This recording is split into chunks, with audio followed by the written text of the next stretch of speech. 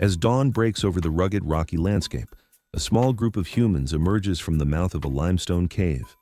Their day has already begun. Some are scanning the horizon for game, others are gathering kindling for the fire that never fully goes out. But what exactly filled the hours of our Paleolithic ancestors?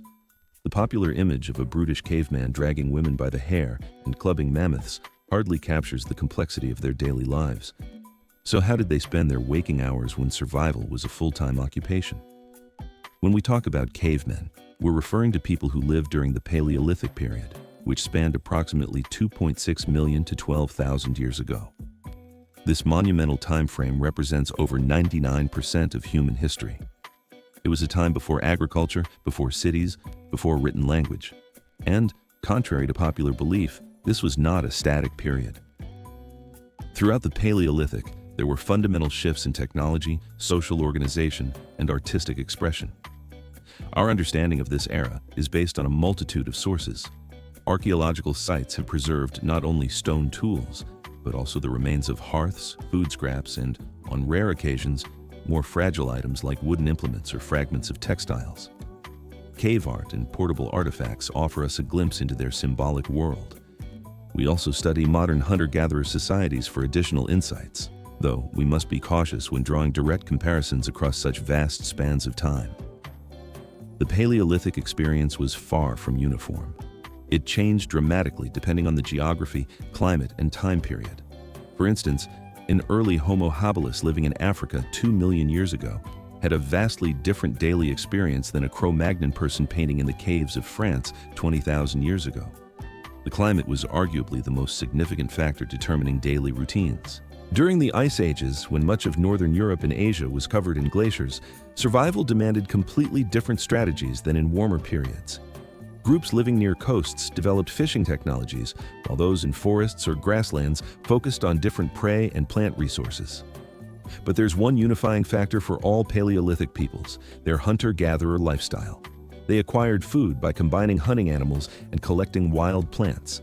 So let's step back in time and examine what filled the hours, days, and seasons of our Stone Age ancestors. The Paleolithic day began with the rising sun. Unlike our rigid schedules and artificial lighting, these early humans lived in harmony with natural cycles, adjusting to seasonal changes. Mornings typically started by rekindling the fire from the previous night. Archaeological evidence from sites like Terra Amata in France, dated to 380,000 years ago, shows carefully maintained hearths, which were critical for warmth, light, protection from predators, and cooking. Starting a fire from scratch was challenging, so most groups kept embers or slow-burning materials overnight. Mornings were likely devoted to essential tasks that required daylight. The group would assess immediate needs. Was food running low? Did tools need repair? Were there signs of game nearby? Collecting water was a daily necessity, usually from nearby streams or springs, carried in containers made from animal bladders or woven baskets. Rather than having a fixed schedule, Paleolithic life followed a pattern of immediate return activities and delayed return planning. Evidence from sites like Gesher Benot Yaakov in Israel, nearly 800,000 years old, shows that people possess deep knowledge of seasonal plant cycles, indicating sophisticated long-term planning. The day's main activities varied by season, but acquiring food dominated.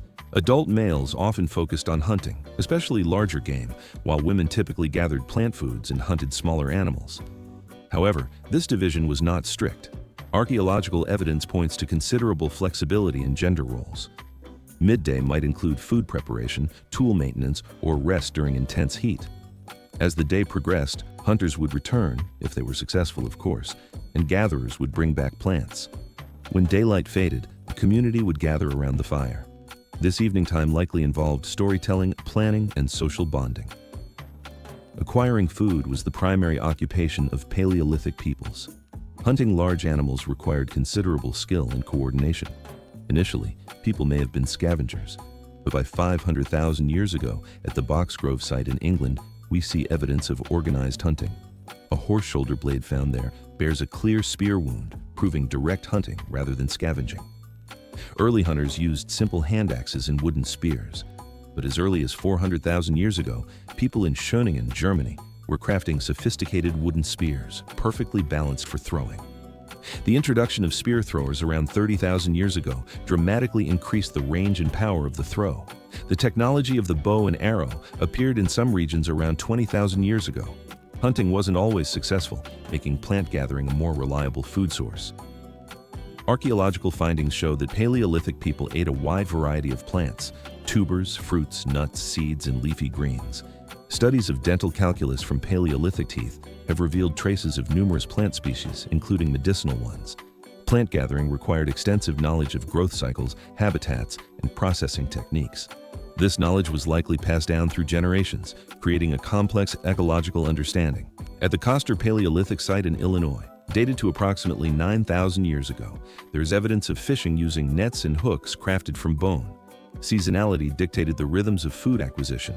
Spring was a time for gathering eggs and fresh greens, summer for berries and hunting young animals, autumn for nuts and preparing for winter.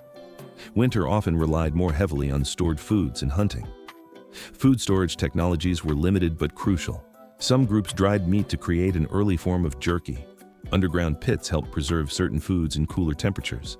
In colder regions, freezing provided natural preservation. The Paleolithic diet was remarkably diverse, much more so than the early agricultural diets that followed. Analysis of Paleolithic human bones shows good overall nutrition with fewer deficiencies than their farming descendants. One of the most important innovations was cooking. While the exact timing is debated, the controlled use of fire for cooking dates back at least 400,000 years ago, with some evidence suggesting even earlier origins. Cooking made many foods more digestible, releasing more calories and neutralizing natural toxins in some plants. Paleolithic people spent a significant amount of time manufacturing and maintaining tools. Toolmaking wasn't an occasional task, but a constant one. Stone tools dulled with use and required regular resharpening or replacement. A skilled knapper could produce a functional cutting edge in minutes, but more complex tools required hours of careful work. The evolution of stone tool technology demonstrates increasing sophistication. The earliest Oldowan tools were simple chipped pebbles. By 1.76 million years ago, Acheulean hand axes show bifacial flaking and a symmetrical design. The Middle Paleolithic introduced the levallois technique, which allowed for more control over the size and shape of stone flakes. And the Upper Paleolithic, starting around 40,000 years ago, saw an explosion of specialized tools: burins for engraving, scrapers for hide preparation, awls for puncturing, and projectile points for hunting. These tools weren't the result of simple trial and error, but reflected a sophisticated understanding of stone mechanics and their intended functions. Tool materials weren't limited to stone. Wood was undoubtedly the most common material, though it rarely preserves in the archaeological record.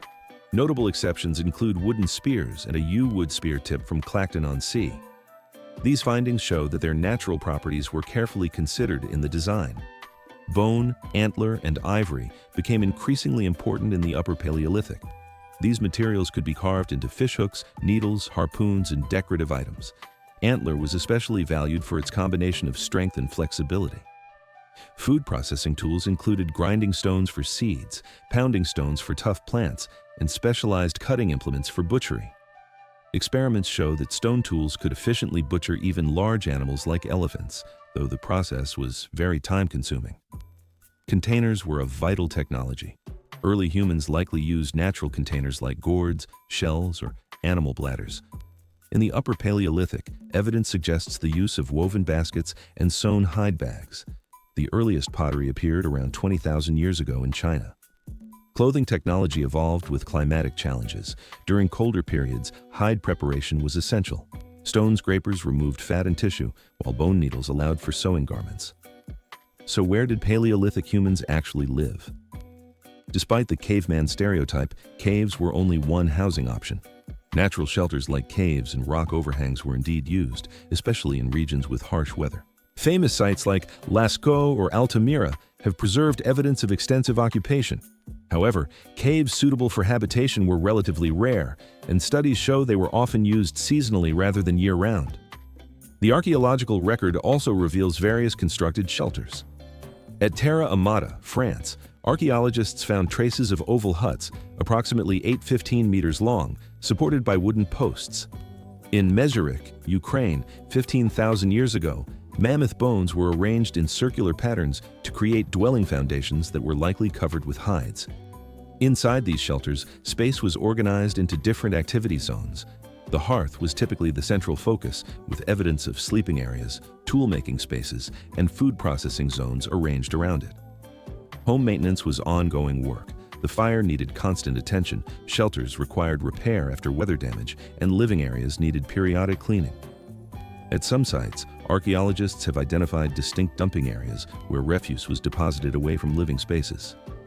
Child-rearing was an integrated part of daily life. Unlike modern societies where children are age-segregated, Paleolithic children likely observed and participated in adult activities from an early age. Personal hygiene is harder to trace archaeologically, but ethnographic studies of hunter-gatherers suggest regular practices, including dental cleaning with fibrous plants and bathing in available water sources. Home life also included care for the sick or injured.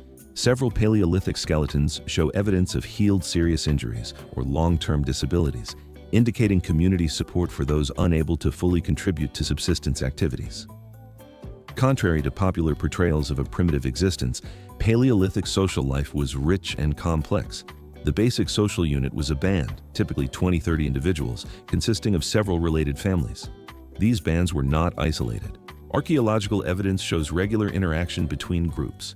Exotic materials found far from their sources indicate the existence of trade networks spanning hundreds of miles. Social bonds were maintained through various activities. Sharing food was fundamental, creating reciprocal obligations. Evidence from sites like Dolny Vestanets, 29,000 years old, shows large hearths capable of cooking enough food for substantial gatherings, suggesting communal feasting events. Art played a crucial role.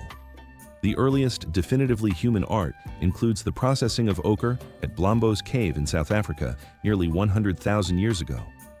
In the Upper Paleolithic, we see spectacular cave paintings, portable figurines, and musical instruments. Music is ephemeral, but surviving instruments offer important clues. Bone flutes dating back 43,000 years have been found in Germany, and careful reconstruction shows they produce notes in recognizable scales. Paired with drums made from stretched hides or hollowed logs, which rarely preserve, this suggests sophisticated musical traditions. Evidence for medicine and healing practices comes from plant residues with medicinal properties found in dental calculus. Some shamanic practices may be reflected in theanthropic, human-animal hybrid images in cave art, possibly depicting transformed states of consciousness. Conflicts existed, but were not constant. While some Paleolithic skeletons show violence-related injuries, they are relatively rare compared to later periods. The abundance of resources relative to population likely reduced competition in many regions. The Paleolithic lifestyle represents the longest and most successful human adaptation, allowing our species to survive through dramatic climate changes and colonize the entire world. What can we learn from this enduring way of life? First, Paleolithic people were skilled environmental managers, not passive victims of their environment. They actively shaped landscapes through selective hunting, plant management, and even controlled burning. For example, archaeological evidence from Australia shows Aboriginal fire management dating back 65,000 years, which created mosaic landscapes and enhanced biodiversity. Second, their way of life demanded an incredible breadth of knowledge. Each individual needed a working understanding of hundreds of plant and animal species, geological resources, weather patterns, tool manufacturing, and social rules. This generalist knowledge stands in sharp contrast to our modern specialization. Third, their technologies were complex adaptations to environmental challenges. While they may seem simple compared to modern equivalents, Paleolithic tools were elegant solutions developed over generations of refinement. The principles behind many modern tools were established during this period. Perhaps most importantly, the Paleolithic was the time when symbolic thought, abstract expression, and the cultural complexity that define us as humans first emerged. The Paleolithic was not a primitive prelude to civilization, but a highly successful and sustainable adaptation that lasted for over 99% of human history. This lifestyle maintained a balance between population and resources and supported rich cultural traditions, achievements worth considering as we face our own environmental challenges. So, what did cavemen do all day? They engaged in a complex balance of immediate needs and long-term planning. They manufactured and maintained essential technologies, acquired, processed, and shared food. They built and repaired shelters, they taught their children practical and cultural knowledge, and they developed art, music, and symbolic systems. They maintained social bonds within and between groups and adapted to environmental challenges through innovation and mobility. When we look at the archaeological record with fresh eyes, we see not primitive ancestors, but innovative humans who faced environmental challenges with creativity and resilience. Their solutions, from sophisticated hunting technologies to symbolic art, laid the foundation for all subsequent human achievements. The next time you picture a caveman, consider not a brutish figure in furs, but a skilled technologist, a knowledgeable botanist, an innovative artist, and a cooperative community member, all rolled into one remarkably adaptable human.